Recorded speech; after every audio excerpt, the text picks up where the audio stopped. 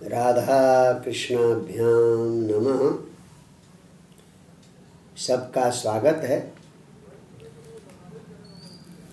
हमने द्वितीय अध्याय में, महात्म्य के द्वितीय अध्याय में ये जाना कि मूल से ज़्यादा फल प्रभावशाली होता है, तो वेद और वेदांत से भी ज़्यादा प्रभावशाली उससे निकला हुआ ये भागवत है। अब नारद जी का मन हुआ कि मैं भी ज्ञान यज्ञ, यही ज्ञान यज्ञ है, यही सत्कर्म है, तो मैं भी एक ज्ञान यज्ञ करूँगा। ये मन बनाया, कहाँ या ज्ञान यज्ञ करें?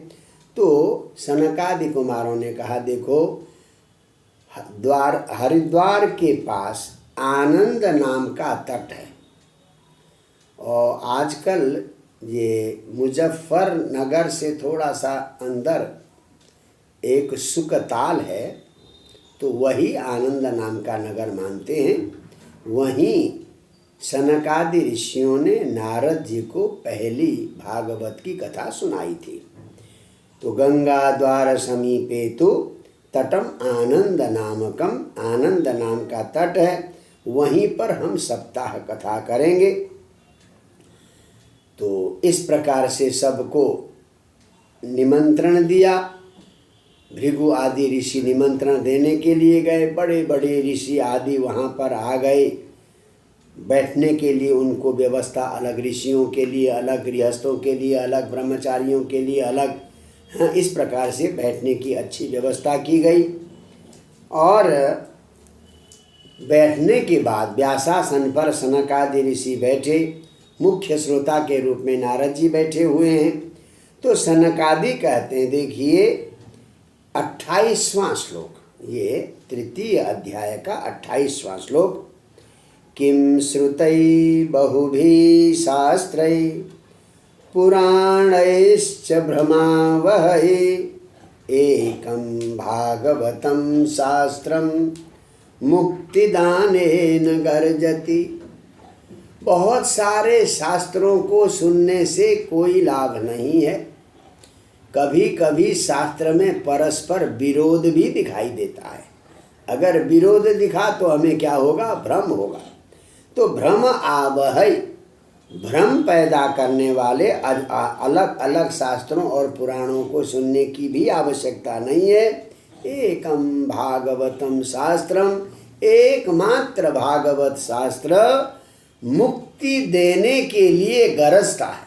जैसे शेर गरजता है, वैसे ही भागवत शास्त्र मुक्तिदान के लिए क्या करता है? गरजता है। कहते हैं जिसके घर में नित्य भागवत का पाठ होता है, श्लोकार्धम श्लोकपादम वा नित्यम भागवतोद्भवम, आधा श्लोक हो, एक चरण हो, या एक श्लोक हो, एक अध्याय हो, जिसके घर में नित्य पाठ होता है, तो कहते हैं यदि पराम गति, अगर आपको पराम गति चाहिए, परागति चाहिए, तो अपने ही मुख से भागवत का पाठ करना चाहिए। और जिस घर में नित्य भागवत का पाठ या श्रवण होता है, कहते हैं वो घर घर नहीं रहता, वो क्या होता है? तीर्थ हो जाता है। देखें आप जरा,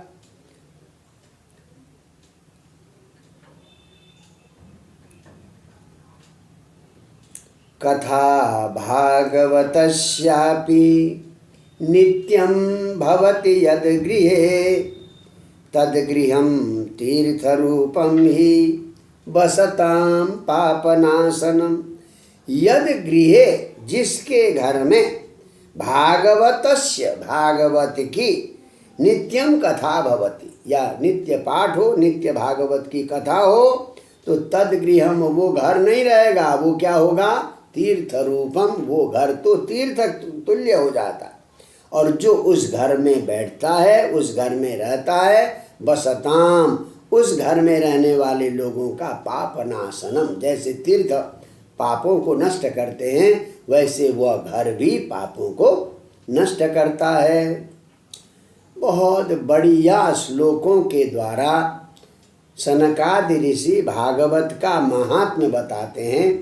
ये 42वां श्लोक देखें आप, और प्यार से गुनगुनाएं। आजन्म मात्रमपि येन सठेन किंचित चित्तं विधाय सुखशास्त्र कथा न पीता। चाण्डालवच्च घरवद बततेन नीतं मिथ्या स्वजन्म जननी जनि दुख भाजा। ये न सठे न, जिस धूर्त ने, जिस मूर्ख ने आजन्म मात्रम, जन्म से लेकर मृत्यु तक, किंचित थोड़ा समय भी, चित्तम विधाय, चित्त को एकाग्र करके, सुख शास्त्र कथा न पीता। सुख शास्त्र की कथा क्या है? भागवती कथा।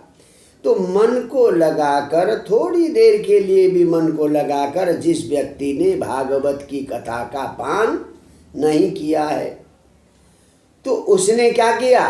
कहते हैं मिथ्या स्वजन्म जननी जनि दुख भागा। उसने तो अपनी माँ को प्रसूति होने का कष्ट ही दिया, उसके जन्म लेने का कोई लाभ नहीं है, केवल पैदा होते वक्त माँ को कष्ट ही दिया।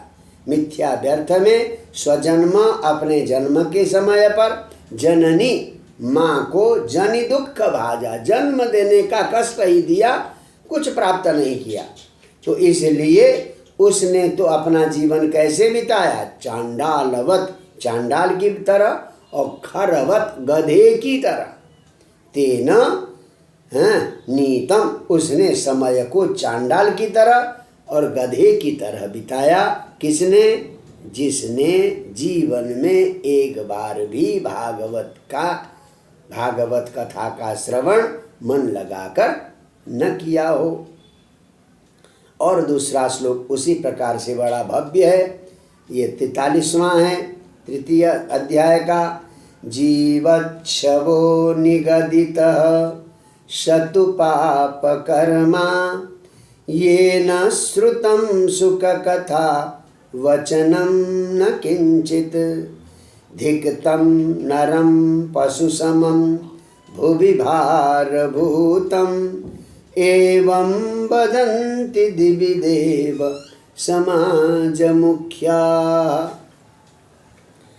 देखिए, स्वर्ग में बैठे हुए बड़े बड़े देवता जब देखते हैं मनुष्य लोक में जन्म लेने के बाद भी जिस मनुष्य ने भागवत की कथा को नहीं सुना है, तो वो मनुष्य कैसा है? जीवच्छव, जीते जी मुर्दे के समान है। जीवत, जीते हुए, शवः निगदित, मुर्दा कहा गया है।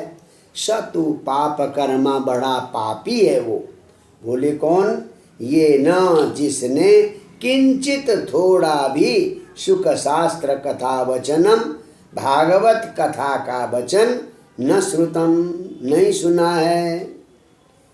तो स्वर्ग के देवता क्या कहते हैं? धिक्तम नरम, तम नरम धिक, ऐसे मनुष्य को धिक्कार है। वो मनुष्य तो पशु समम, पशु के तुल्य है। अब भुवि भारभूतम, ऐसा मनुष्य तो पृथ्वी का भार है। एवं, ऐसा कौन कहता है? दिवी, स्वर्ग में देव समाज मुख्या, देव समाजों के जो बड़े बड़े बृहस्पति आदि मुख्य मुख्य देवता हैं, वो लोग ऐसा वदंती, कहते हैं। तो इस प्रकार से भागवत का दिव्य महात्म्य यहाँ पर सनकादि ऋषियों ने बताया। आज का प्रसंग यहीं पर समापन करते हैं। जय जय श्री राधे।